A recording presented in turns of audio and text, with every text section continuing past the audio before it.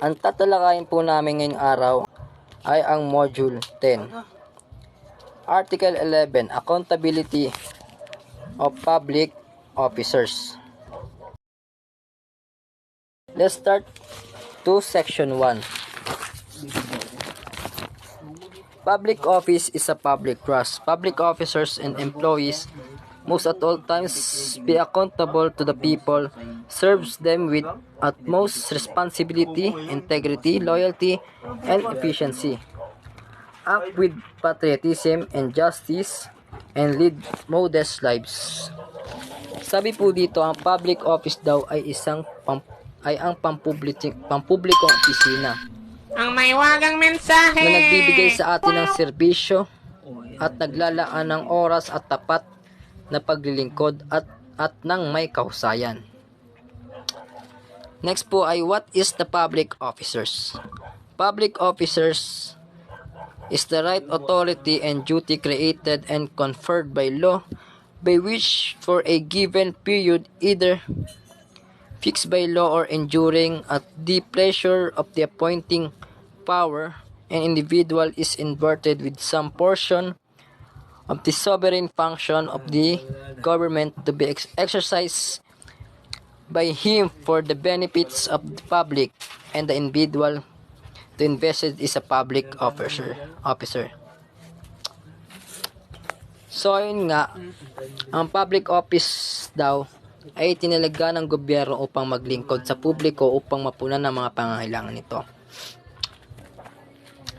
May dagdag ko lang po, ang public office ay madalas nating makita sa mga pampublikong lugar na pagmamayari ng gobyerno tulad ng mga barangay hall, munisipyo, pampublikong ospital at marami pang iba na nagbibigay sa atin ng serbisyo sa libreng paraan.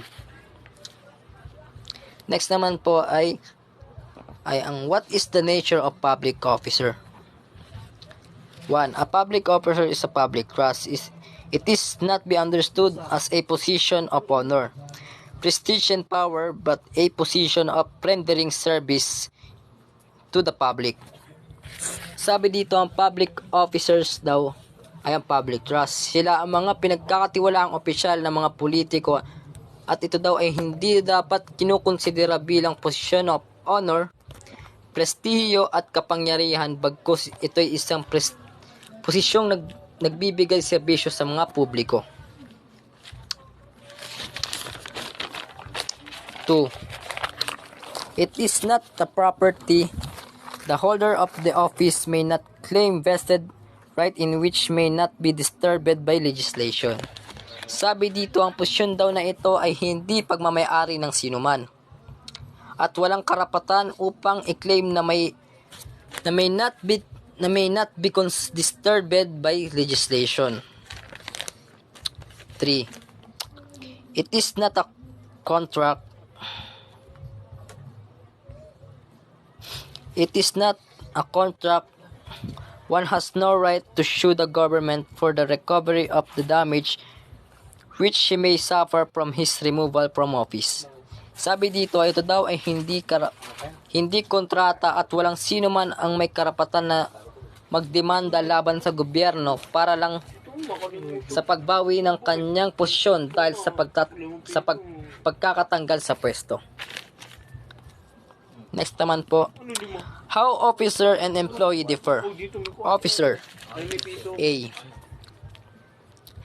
As distinguished from clerk or employees, I refers to those officials whose duties not being a clerical or manual nature involve the exercise of discretion, the performance of the function of government.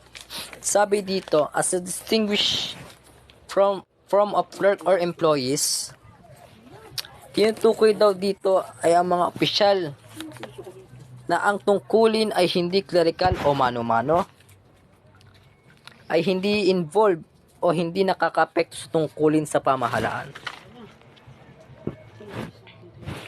B.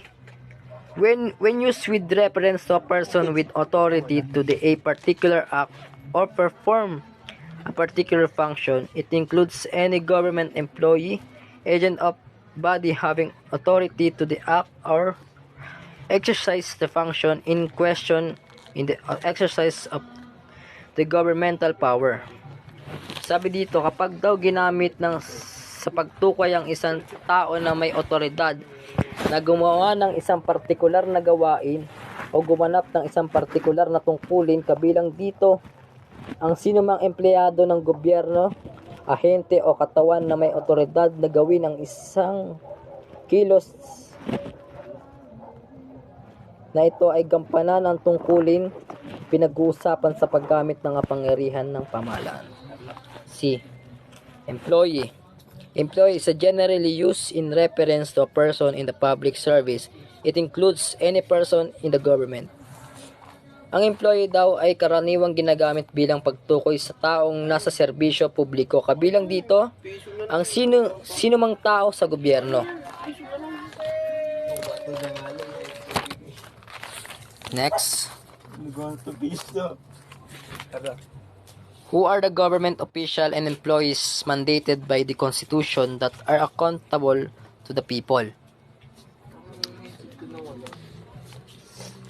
Sino-sino raw ang mga opisyal at empleyado na inatasan ng pamahalaan ng saligang batas sa pananagutan sa bayan?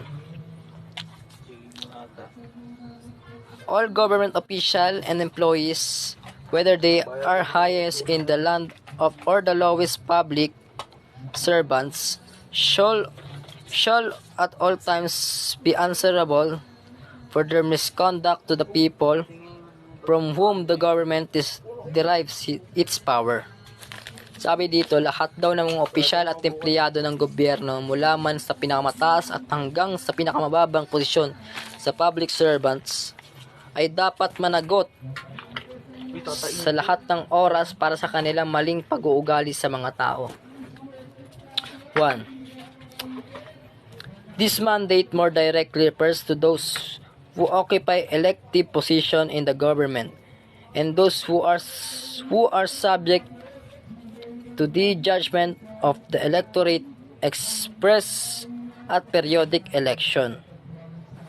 Sabi dito, ang kautusan daw na ito ay direktang tumutukoy sa mga humahawak sa mga elektibong posisyon sa gobyerno at sa mga napapailalim sa hatol ng mga botante na pinahahayag sa panahon ng halalan. 2. It applies indirectly to those holding appointive position in the judiciary and those subject to the supervision and control of the President of his deputies or the legislature who are in turn accountable to the electorate. Sabi dito, nasasabi dito na ito raw ay hindi direktang sa mga humahawak sa mga elektibong posisyon sa gobyerno at sa mga napapailalim sa hatol ng mga botante na pinahahayag sa panahon ng halalan. 2. It applies indirectly to those holding appointive position in the judiciary and those subject to the supervision and control of the President of his deputies or the legislature who are in turn accountable to the electorate. Sabi dito, nasasabi dito na ito raw ay hindi direktang nalalapat sa mga humahawak na mga hinirang na posisyon sa hudikatura at sa mga napapailalim sa pangasiwa at kontrol ng Pangulo o ng kanyang mga kinatawan o ng legislatura na siya namang mananagot sa mga botante. Dumako naman po tayo sa Section 2. Section 2. The President, Vice President, the members of the Supreme Court, the members of Constitutional Commission, and the Ombudsman may be removed from office on impeachment for conviction or culpable violation of the Constitution, treason, bribery, graft and corruption, other high crimes, or betrayal of public trust.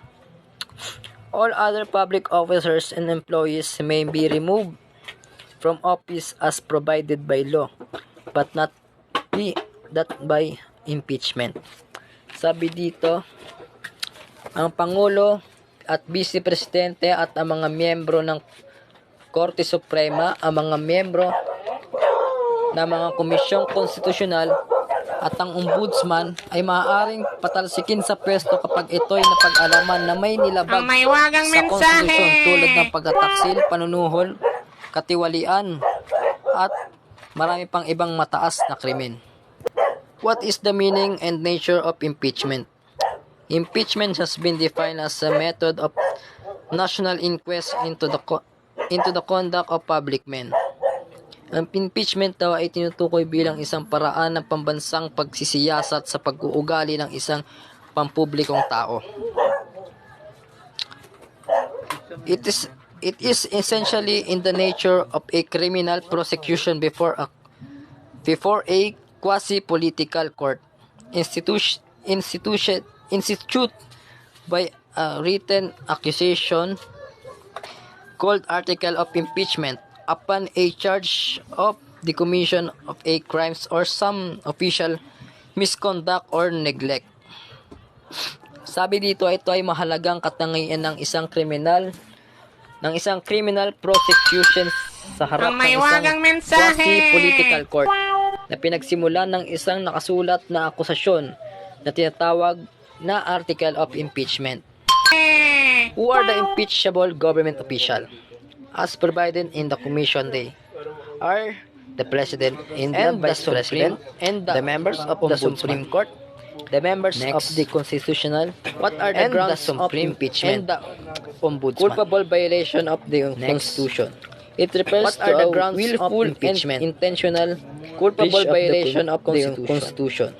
It refers to a culpable violation of intentional breach of the Constitution. Ay tumutukoy sa mga sinasadyang paglabag. Ang culpable violation of Constitution daw. 2. Treason. Ay tumutukoy sa mga sinasadyang paglabag sa Treason, it is a crime committed by any person moving alliance. Treason, it is a crime committed by any person not being a alliance, device war against the Philippines or to the Philippines, adheres to her enemies, giving them aid and comfort against the Philippines or adheres to her enemies, giving them aid and comfort within the Philippines or na ginagawa ng elsewhere. Ang treason daw, ito daw ay may karapatan sa Pilipinas, krimen na ginagawa hindi isang ng dayuhan, nagpapataw ng digmaan laban sa Pilipinas o sumusunod sa kanyang mga kaaway. Bribery, nagpapataw ng digmaan laban sa Pilipinas o sumusunod sa kanyang mga kaaway. Bribery, direct bribery, the offense committed by any public officers who shall agree to perform an act constitutioning Ang a may crime wagang against mensahe. the official duties in consideration of any promise or received by such officers. It may likewise be committed by any public officers. It may likewise be committed by public officer who shall accept such gift in consideration of the non-performance of official duty or the execution of an act which does not constitute a crime.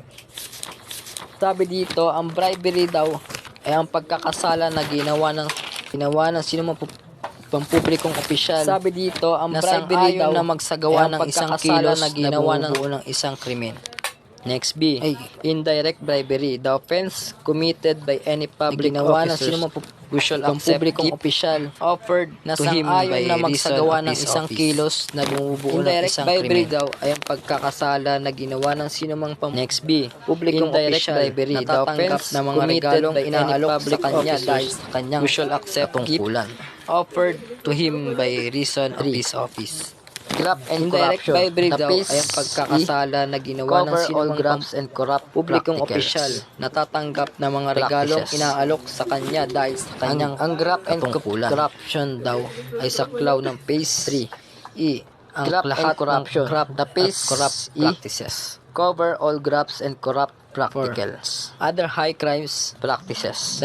The PACE refers to those crimes and corruption daw, like treason and bribery, are of so serious and enormous in nature as to affect other high crimes, the very life or orderly working of the government. Those crimes which like treason and bribery sa mga krimen na are of so serious and pagtataksil at panunuhol, enormous in nature as sa mismong buhay o maayos na gawain ng pamahalaan. The very life or orderly working of the government of public trust.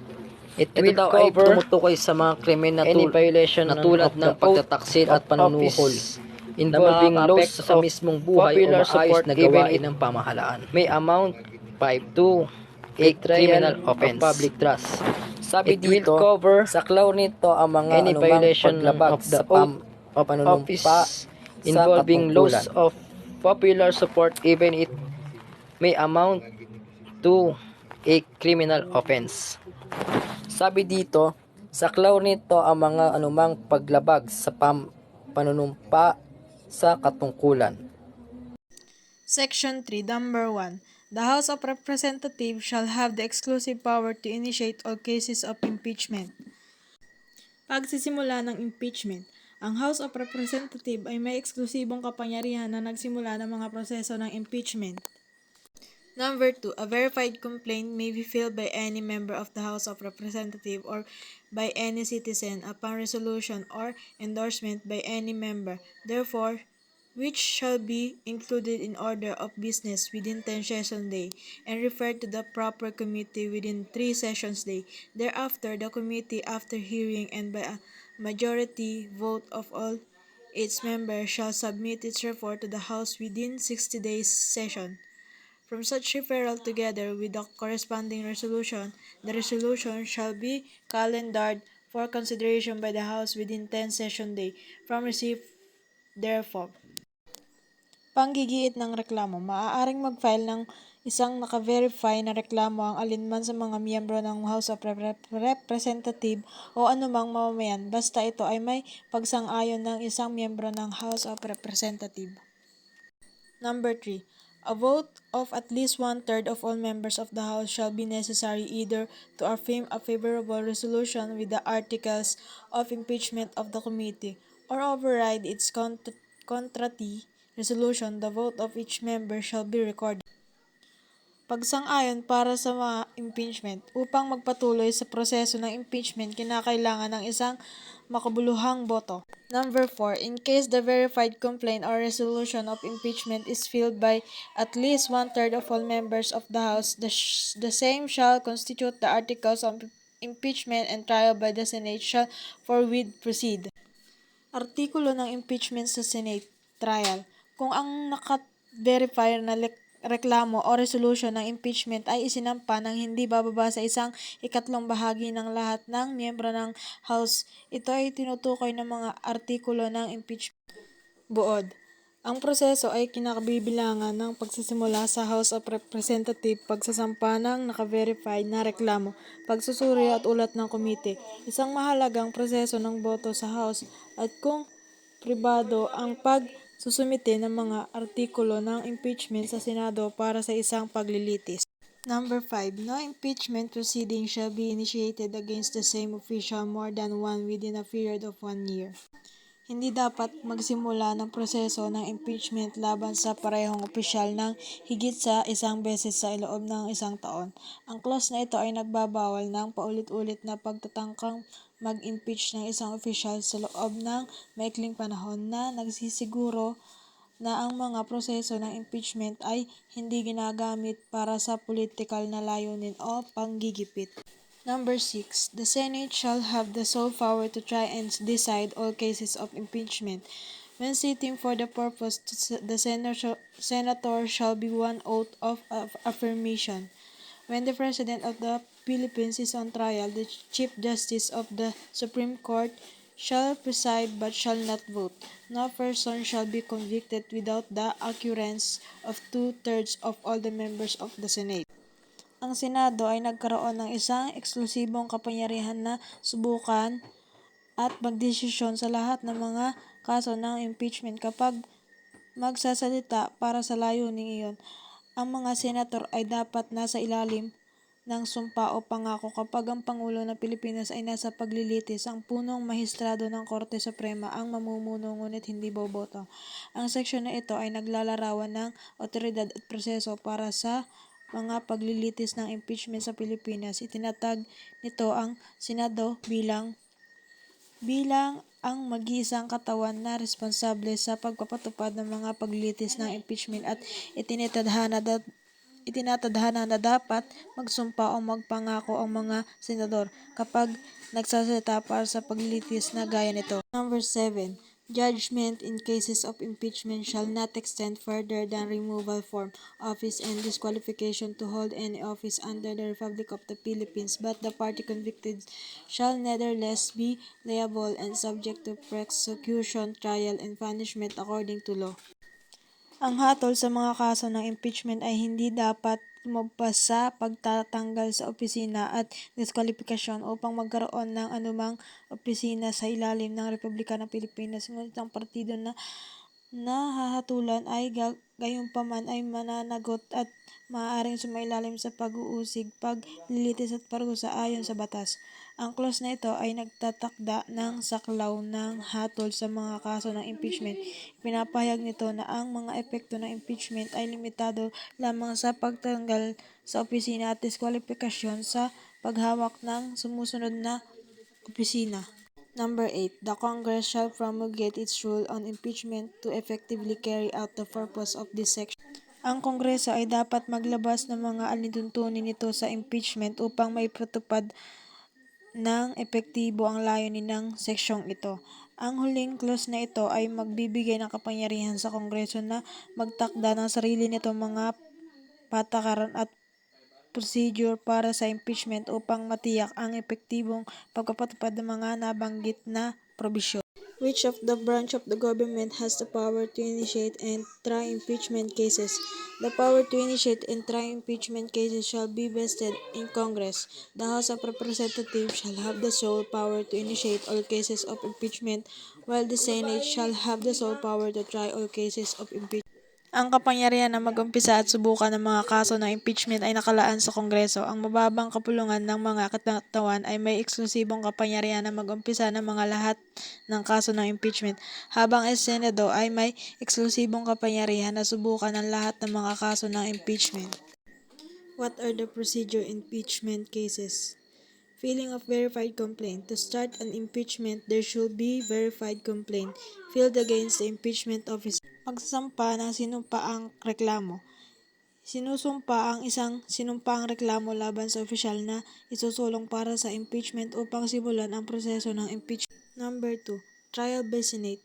When the Senate sit in impeachment cases, its members are required to be under oath of information. This is because when the state tries an impeachment case, it sits a court of justice rather than as a lawmaking body. When the President of the Philippines is on trial, the Chief Justice of the Supreme Court shall be present but shall not vote. Paglilitis ng Senado. Kapag ang Senado ay nagsagawa ng paglilitis ng kaso ng impeachment, kinakailangan na sumumpa o magbigay ng pangako ang mga miyembro nito. Ito ay dahil sa panahon ng paglilitis ng impeachment, ang Senado ay nagiging isang katawan na ng paggawa ng batas. Number 3. Requirements for conviction. To convict an officer, the concurrence of at least 2 to 3 of all members of the Senate is necessary. Moreover, his guilt must be established beyond reasonable doubt, as in criminal proceeding. If the necessary vote is not obtained, the judgment shall be unacquittal. Mga kinakailangang requisitos para sa paghatol. Upang makonvict ang isang opisyal, kinakailangan ang pagsang-ayon ng hindi bababa sa 2 to 3 ng lahat ng mga miyembro ng Senado. Bukod dito, dapat patunayan ang kanyang kasalanan ng lampas sa makatarungan gaya ng isang krimeng kaso. Kung hindi nakamit ang kinakailangang boto, ang hatol ay magiging isang pagpapawalang sala. Section 4. The present anti-graft court, known as the Sandigan Bayan, shall continue to function and exercise its jurisdiction as now or hereafter may be provided by law. Ang kasalukuyang anti-graft court na kinikilala bilang Sandigan Bayan ay may magpapatuloy sa pagganap at pagpapatupad ng kanyang jurisdiction gaya ng itinakda ngayon o maaaring ipagkaloob ng batas sa hinaharap. What is the special court created under 1973 Constitution and its primary function? Under 1973 Constitution, the Batasan Pambansa was directed to create a special court to be known as Sandigan Bayan. This court shall be in jurisdiction in civil and criminal case involving graft and corruption, practice, and such other offense. Ano ang espesyal na hukuman na itinatag sa 1973 Constitution at ang mga pangunahing gawain nito? Sa ilalim ng 1973 Constitution, inatasan ng Batasan Pambansa na lumikha ng isang espesyal na hukuman na kinikilala bilang Sandigang Bayan. Ang pangunahing layunin nito ay magsilbing hukuman laban sa katiwilaan na makatuon sa mga kaso ng mga opisyal na gobyerno na inaasukasahan ng katiwalian at iba pang kaugnayan nito. Section 5. There hereby created the independence of Office of Ombudsman, composed of the Ombudsman to be known as standby overall deputy and at least one deputy each for Luzon, Visayas, Mindanao. A separate deputy for military establishment may likewise be appointment. Sinasad dito ma'am sa section 5 ay binabalagtas ng tekstong ito ang pagtatatag ng isang independyang tanggapan ng ombudsman na isang mahalagang bahagi sa istruktura administratibo ng ilang bansa na naglalayong magbigay ng pangasiwa at pagtugon sa mga karaingan laban sa mga pampublikong serbisyo o otoridad. Ang terminong tanod bayan ay tumutukoy sa ombudsman, isang terminong Pilipino nagdadala ng kahulugan, pampublikong tagapagtanggol o tagapagtaguyod. Yun lang ma'am, explanation sa section 5. 6. The official and employments of the office of Ombudsman another than the deputy shall be appointed by Ombudsman according to the Civil Service Law. Dito ma'am sa section 6 ay ang probation, ito ay proseso para sa paghirang ng mga opisyal at empleyado ng official ombudsman bukod sa mga deputies na nakasaad dito na ang mga appointment na ito ay gagawin ng ombudsman at dapat na ayon sa Civil Service Law. Tinitiyak nito ang tamang proseso ng pagkuha ng kinokontrol malino at nakasabay sa merito na sumasalalim sa mga prinsipyo at profesionalismo at kakayanan ng pundasyon ng serbisyong sibil. 7. The existing tanban shall be therefore be known as official of special prosecutor. It shall continue to function and exercise its power as now or hereafter may be provided by law, except those conferred on the office of Ombudsman created under his Constitution. Nilirawan 7. The existing tanban shall be therefore be known as official of special prosecutor. It shall continue to function and exercise its power as now or hereafter may be provided by law, except those conferred on the office of Ombudsman created under his Constitution. Nilirawan dito sa section Section 7. Ang probensyon nito ay isang makabuluhang pagbago sa organisasyon sa loob ng balangkas na pangangasiwa ng pamamalahan. Jurisdiction na kinakabilangan nito ang pinapahayatig na ang entidad na dating kilalang bilang tanbayan ay i-reband bilang Office of Special Prosecutor. Sa kabila ng pagbabago, ito ang titulong posibleng ilang aspeto ng focus na inaasa mapanatili ang mga tungkulin nito at gamitin ang mga kasulukuyang pangyayari nito gaya ng tinutukoy. Inaharap na batas ang kayong tahasan. Section 8. The Ombudsman and his deputies shall be natural-born citizens of Philippines and the time that of their appointment at least 40 years old of recognition, probity, and independence, and member of Philippine Bar and must not have been candidates for any elective of office immediately preceding election. Dito ma'am, sinasadang this provision outlaid the eligibility criteria and conditions for appointment of the ombudsman and their deputies in the Philippines. The key of qualification and restriction included the nationality, age, character, political professionalism, and disqualification. Section 9. The Ombudsman and deputies shall be appointed by President from a list of 6 nominees prepared by Judicial and Bar Council and from a list 3 for every vacancy. Thereafter, such appointment shall be require no confirmation and vacancies shall be filled with 3 months after their occur. Dito man binabalagtas ng probinsyong ito ang prosesong para sa paghihirang ng ombudsman at ang kanilang mga deputy sa Pilipinas.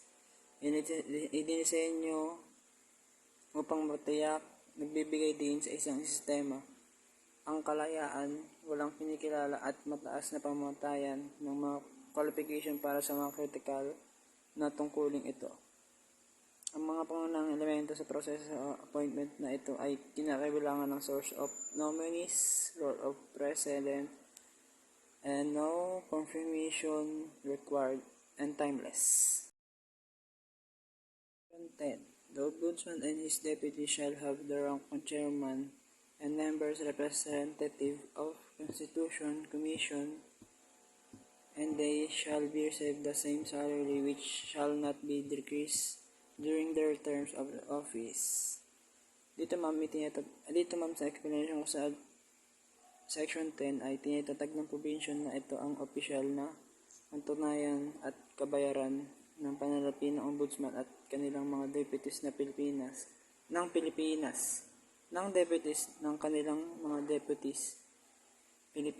Tinitumbasan ang kanilang ranggo at sweldo sa chairman at mga membro.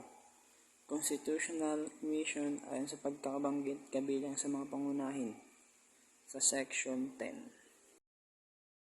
11. The Ombudsman and his deputy shall serve for a term of 7 years without reappointment. They shall be not qualified for run any office in the election but it is succeeding their session. Section 11 ma'am, dito kailangan mo makbo ng 7 years without appointment na like kung tatakbo ko ng president, dapat hindi ka tatakbo sa ibang kongreso or sa ibang mga qualification for running any kind of government office. Section 12. Ombudsman and his deputies as protector for the people shall properly on complaints filed in any form of manager against public official or employment of government or any agency, subdivision, or instrumentally, therefore including government-owned or controlled corporation, and shall in appropriate case notify the complaint of action. This provision ma'am sa Section 12 mandates the Ombudsman and deputies to act quickly on complaints by citizens for entities against the public office of employments that para mabigyan ang kanilang mga requirements action for fundamental or ensure that the misconduct and address in their timely manners, which is essential for maintaining public trust and government institution and integrated for public service. Section 13. The office of the Ombudsman shall have the following power, function, and duties. Number 1. Investigate on its own or on a complaint by any person, any act or omission of any public official, employee of office or agency when such act or omission appears to be illegal, unjust, proper, or inefficient. Ayon sa Section 13, imbestigahan ang sarili nito o sa reklamo ng sinumang tao ang anumang gawaing maliit o pagkukulang ng alinmang opisyal ng pamahalaan, kawani, opisina o ehensya kapag ang nasabing gawaing maliit o pagkukulang ay tila illegal, hindi makatarungan, hindi wasto o hindi effective. What are the specific power, function, and duties of the Office of the Ombudsman? The specific power, function, and duties of the Office of the Ombudsman are enumerated in Section 13. As protector of the people, the Ombudsman and his deputies are mandated to act properly on compliance field in any forms of manner against public officials and employees, and in appropriate cases notify the complaints of the action taken and the result therefore. Ang mga espesipikong kapangyarihan, tungkulin at gawain ng tanggapan ng Ombudsman ay nakalista sa Section 13 bilang tagapangalaga ng mga tao. Ang Ombudsman at ang kanyang mga deputies ay dapat kumilos agad sa mga reklamo laban sa mga opisyal at kawani ng gobyerno. Sila rin ay kinakailangang ipaalam sa mga nagrereklamo ang mga hakbang na gawain at ang resulta nito. Section 14. The Office of the Ombudsman shall enjoy fiscal autonomy. Its approval annual appropriation shall be automatically and regularly released. Dagdag pa sa Section 14, ang tanggapan ng Ombudsman ay may fiscal autonomy na mangangahulugang ang aprobadong taunang pondo ay automatikong inilabas ng regular na nagpapalakas ng independensya mula sa iba pang ahensya ng pamahalaan. Section 15. The right of the state to recover properties unlawfully acquired by public officials and employees from them or from their nominees or transferees shall not be barred by prescription, leches, or estopel. Ang karapatan ng Estado na magtagumpay ng mga ari-arian na hindi naangkop na naipundar ng mga opisyal at kawani ng gobyerno mula sa kanila o mula sa kanilang mga nominado o transferees ay hindi maaaring hadlangan ng prescription, leches o estopel. Section 16. No loan guarantee or other form of financial accommodation for any business purpose may be granted directly or indirectly by any government-owned or controlled bank or financial institution to the President, the Vice President, the member of the Cabinet, the Congress, the Supreme Court, and the Constitutional Commission, the Ombudsman, or to any form or entity in which they have a controlling interest during their tenure. Wala dapat magbigay ng guarantee o iba pang anyo ng pinansyal na tulong para sa anumang negosyong layunin ng direkta o hindi direkta mula sa anumang bangko na pag-aari o kontrolado ng gobyerno. Institusyong pinansyal sa Pangulo, Vice Presidente, mga miyembro ng Gabinete, Kongreso, Korte Suprema at mga Constitutional Commission, ang Ombudsman o sa anumang kumpanya o entidad na may kanilang pangunahing interes sa panahon ng kanilang panunungkulan. Section 17. A public officer or employee shall, upon assumption of office and as often thereafter as may be required by law, submit a declaration under oath of his asset, liabilities, and net worth. In the case of the President, the Vice President, the member of the Cabinet, the Congress, the Supreme Court, the Constitutional Commission, and other constitutional offices and officer of the armed forces with general or flag rank, the declaration shall be disclosed to the public in the manner provided by law. Ayon sa Section 17, ang isang opisyal o kawani ng gobyerno ay dapat magsumite ng isang pahayag sa ilalim ng sumpa tungkol sa kanyang ari-arian, utang at net worth sa oras ng pag-angkin sa pwesto at kahit kailan pa ito kinakailangan ng batas. Sa kaso ng Pangulo, Vice Presidente, mga miyembro ng Gabinete, Kongreso, Korte Suprema, Constitutional Commission at iba pang constitutional office at mga opisyal ng sandatahang lakas na may pangkalahatan o bandilang ranggo. Ang pahayag ay dapat ibunyag sa publiko sa paraang itinakda ng batas. Section 18. Public officer and employees of the owe the state and his constitution allegiance of all times, and any public officer or employee who seek to change his citizenship or acquire the status of an immigrant of another country during his tenure shall be dealt with by.